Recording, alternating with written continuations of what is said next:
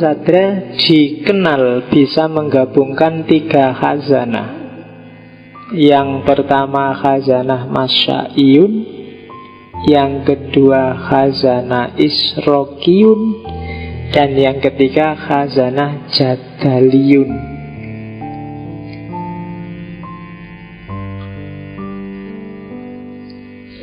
Masya'iyun itu tradisi peripatetik, alatnya adalah mantek, logika. Cara berpikirnya secara umum biasanya kalau nggak deduksi ya induksi. Itu masya'iyun, filsafat jalan-jalan. Yang kedua isrokiyun. Isrokiyun itu cara berpikir yang alatnya adalah intuisi, direct experience, pengalaman langsung. Sifatnya subjektif. Kalau yang rasional tadi biasanya sifatnya cenderung objektif, kebenaran untuk semua. Kalau yang isrokiyun, kebenaran hasil pengalamanku sendiri. Dan yang ketiga, tradisi jadaliyun. Tradisi jadaliyun ini tradisi dialektika, tradisi dialogis, yang punya biasanya para mutakalim, para teolog, seperti di kajian kalam dan fikih. Disebut jadaliyun karena isinya biasanya jidal, perdebatan mencari kebenaran. Nah, itu tiga-tiganya kalau dalam Islam diakui. Itu yang oleh Jabiri diakomodir jadi yang pertama disebut burhani, yang kedua disebut irfani, dan yang ketiga disebut bayani. Dan kita melihat selama ini itu dunia yang beda-beda, tapi Mula Sadra berhasil menyatukan tiga-tiganya. Tiga-tiganya penting. Tidak bisa orang bayani saja, tidak burhan, tidak irfan. Tidak bisa orang irfan saja, tidak bayan, tidak burhan. Apalagi tidak bisa orang burhan saja, tidak ada irfan, tidak ada bayan. Wahyu, akal, batin, visi batin. Kalau bahasanya Ghazali, kolab. Wahyu saja tanpa akal nggak ada gunanya. Kan sering tak jelaskan itu kan, kalau ada orang tanya mana lebih penting wahyu atau akal, dua-duanya penting. Dia tidak bisa dihierarki, bisanya diseri, dijejer. Kenapa? Karena wahyu kalau nggak ada akal, wahyunya nggak bunyi. Kalau akalmu mati, saya nggak mau pakai akal pak, saya Quran saja. Iyalah Quran saja, emangnya kamu bacanya, memahaminya nggak pakai akal? Tetap harus pakai akal. Atau yang akal, saya nggak mau wahyu, saya akal saja. Lalu kalau akal saja, dasarnya apa? Ya kamu bisa sih spekulasi ngawur, tapi kan sudah out of context. Ini kan ngomong tentang Islam, ngomong tentang agama. Kalau wahyunya nggak dipakai, ya kehilangan basis, kehilangan dasar. Mungkin rasional hasil pikiranmu, tapi nggak ada dasarnya, nggak ada sumbernya. Wahyu penting, akal juga penting. Jadi tidak perlu kita debat lagi mana yang lebih utama, wahyu atau akal. Podo wae, podo utama nih.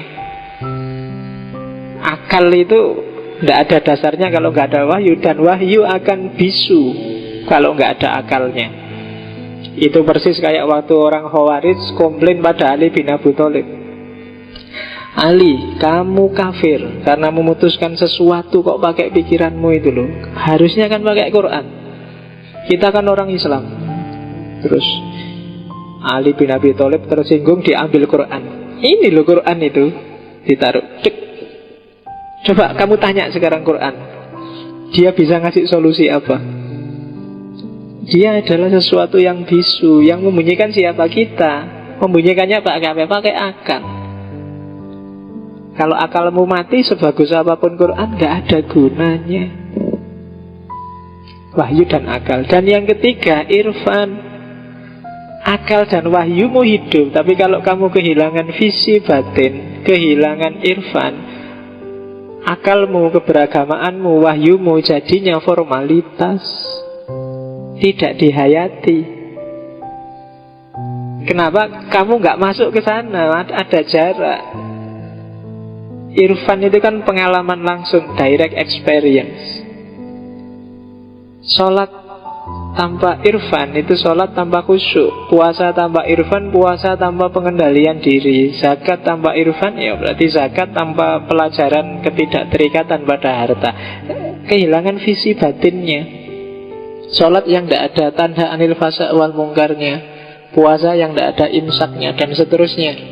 Itu irfan. Kalau dalam agama kan irfan cenderung mengarah ke ihsan. Nah, agama tanpa irfan itu agama formalitas. Sholat tanpa irfan, sholat formalitas. Berpikir tanpa irfan, bernalar tanpa irfan itu juga formalitas. Kamu ngomong poligami itu sunnah, poligami itu wani nggak poligami? Kan gitu. Terus kamu ngomong apa? Kamu kan sering diskusi di kelas itu kayak ya, tapi kan ngelakoni ndak? Kamu menjalankan itu nggak? Kan kadang-kadang ndak. Begitu kamu disuruh khutbah Jumat, kamu bilang, saudara-saudara, Allah memerintahkan kita setiap sepertiga malam adalah waktu yang mustajab. Kamu bangun nggak sepertiga malam? Kan cerita dok, kamu isone ceramah. Kalau marahi adikmu, belajar, ini waktunya belajar. Kowe dhewe ya ndak belajar. Bener secara akal. Dasarnya wahyu juga ada. Cuma ndak irfan, kamu ndak menghayati. Dirimu sendiri nggak terlibat di sana.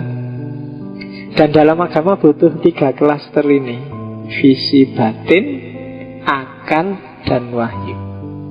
Dan itu yang coba disatukan oleh Mula Sadra. Wahyu saja skripturalis, nanti hasilnya Islam fundamentalis yang kita rasakan hari ini. Akal saja lahirnya Islam liberal. Irfan saja lahirnya kebatinan. Iya, kayak orang Jawa, nggak sembayang nggak apa-apa, sing penting atine eling. Nah, itu kan gitu. Itu kan kayak kamu pacaran, ndak apel ndak apa-apa, ndak SMS ndak apa-apa, ndak ngirim, ndak neraktir ndak apa-apa, yang penting aku cinta padamu, kan gitu dong. Itu kan kebatinan kan itu namanya. Yang penting aku cinta padamu, tiap hari kangen padamu, I miss you. Neraktir ndak penting, apel ndak penting, antar jemput ndak penting. Pacarmu mesti bilangnya prek, ya kan? Nah, gua apa cuma digombali tok, kan mesti gitu. Jadi kalau kamu batin saja, yang penting kan aku ingat Allah, ndak usah sholat ndak apa-apa, ndak usah puasa ndak apa-apa. Ya mungkin Allah bilang gitu, prek. Wong cuma disuruh sholat aja nggak mau kok bilang ingat padaku.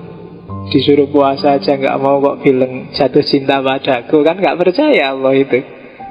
Kan kamu mungkin sering bikin puisi, aku padamu ya Allah, sholat subuh jam 7:30.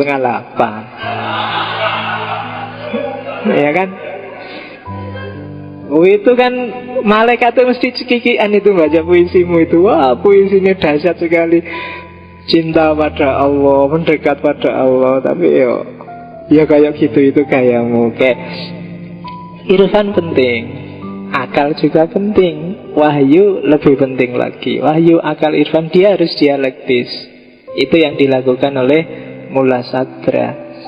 Dan epistem ini nanti yang dikembangkan menuju al-hikmah al-muta'aliyah, kearifan puncak. Hati-hati ya, kalau kita sudah jadi orang baik, sering-sering ada penyusup. Penyusupnya itu apa? Sifat-sifat buruk yang kita tidak sadar. Orang baik yang tersusupi sifat buruk, ya karakternya berarti dia sekarang jadi orang buruk. Dan itu katanya si Abdul Qadir Jailani, contoh hadisnya banyak. Misalnya, marah itu merusak keimanan sebagaimana cuka merusak madu.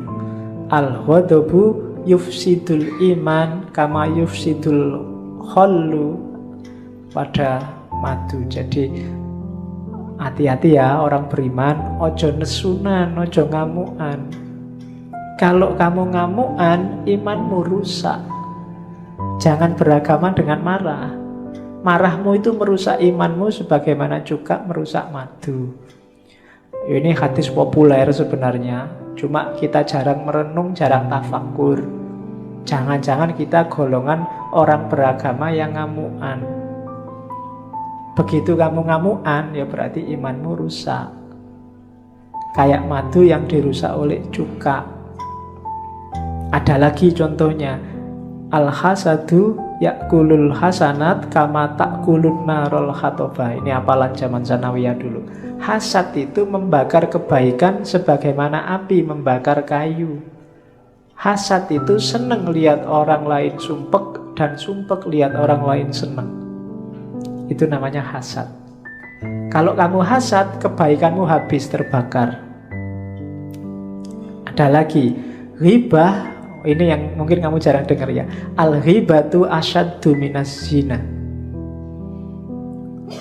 Ghibah itu ngomong orang lain, menggunjing yang tiap hari kita lakukan lewat Facebook, WA. Itu asyaddu minas zina. Lebih buruk daripada zina. Dahsyat ya. Tapi jangan dibalik ya. Daripada kita ghibah, zina aja lah. Iya, mikirmu mesti gitu. Ya, hati-hati jangan ghibah. Ini kalau di Sirul Asror nanti di bawah ada, kalau pengen ngejar sanadnya ada rangkaian sanadnya. Ada lagi, al-fitnatu na'imatun. Fitnah itu sesuatu yang tertidur.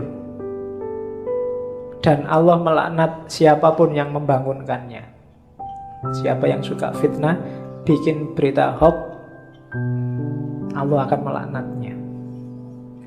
Orang bakhil itu tidak akan masuk surga meskipun dia abid atau zahid. Ada lagi, riya itu syirik khafi, syirik yang tersamar.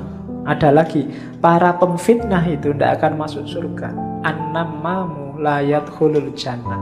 Ini hadis-hadis yang menunjukkan sebaik apapun kamu, kalau menyusup dalam dirimu sifat-sifat buruk, maka tidak ada gunanya kebaikanmu semuanya. Ibadahmu, kesolehanmu, segalanya akan rusak kalau dia masuk sifat-sifat buruk. Namanya orang-orang yang mufsidin, rusak dan merusak. Maka hati-hati dengan moralmu, mentalmu. Oke, ini kalimat penutup kalau di Sirrul Asror. Yang bagi ayyakuna lisaliki fatonan basiron nadhiron ila khawatimil umur. Seyogyanya, karena kita di Jogja. Nah, ya kan yang bagi kan sejogjanya, masuk sesolonya kan enggak. Oke, sejogjanya seorang salik itu harus fatonah, pinter, cerdas, basiron, mampu membaca realitas rohani, itu basiron. Nadhiron, mampu melihat realitas materi. Ila khawatimil umur, hingga ke hakikat segala sesuatu. Jangan tertipu seorang salik. Wa yatafakkaru fi idbariha, dan berpikir, bertafakur, mencari hikmah terhadap peristiwa yang sudah terjadi. Walayah tarro bidzohiril ahwal, dan tidak tertipu dengan zohirnya sesuatu, zohirnya satu kondisi. Jangan ketipu dengan lahirnya. Faqodittafaqo ahlat tasawufi, dan sudah bersepakat, sungguh telah sepakat para ahli tasawuf, annasalika ilal ahwal yahfalu an mukhawwiliha, bahwa seorang salik yang hanya ambisi mengejar ahwal, biar dapat karomah, biar naik derajatnya, biasanya melupakan orang yang memberikan ahwal, yaitu Allah. Itu salah satu ketertipuannya. Kayak seperti firman Allah, fala ya'manu makrallahi illal qaumul khasirun. Dan tidak akan merasa aman dari tipu daya Allah kecuali orang yang rugi. Jangan merasa sudah benar, sudah selamat, sudah pas. Karena kalau kita merasa itu kita akan rugi. Sebagaimana dalam hadis qudsi selanjutnya, peringatannya Allah pada Nabi Muhammad, ya Muhammad basyiril mudhnibina bi anni ghafurun wa anziris shadiqina bi anni ghayurun. Wahai Muhammad, gembirakanlah orang-orang yang berdosa karena aku ini maha pengampun, dan peringatkan orang-orang yang benar, para shadiqin, bi anni ghayurun, karena aku ini maha mengubah. Jangan gembira dulu orang-orang yang hari ini merasa benar, karena Allah maha mengubah. Satu peristiwa kecil bisa mengubah orang-orang sotik jadi orang-orang terlaknat. Dan mudhnibin, jangan putus asa karena Allah maha pengampun. Asal bertobat dan menyesal, insya Allah akan mengampuni. Jadi ya Muhammad basyiril mudhnibina bi anni ghafurun wa anziris shadiqina bi anni ghayurun. Alhamdulillahirabbil alamin. Ya, kita sudah selesaikan sebagian dari Sirrul Asrar. Minggu depan kita fokus tentang sholat dari wali Jawa Syekh Siti Jenar. Kurang lebihnya mohon maaf. Wallahul muwaffiq, wallahu a'lam bissawab. Wassalamualaikum warahmatullahi wabarakatuh.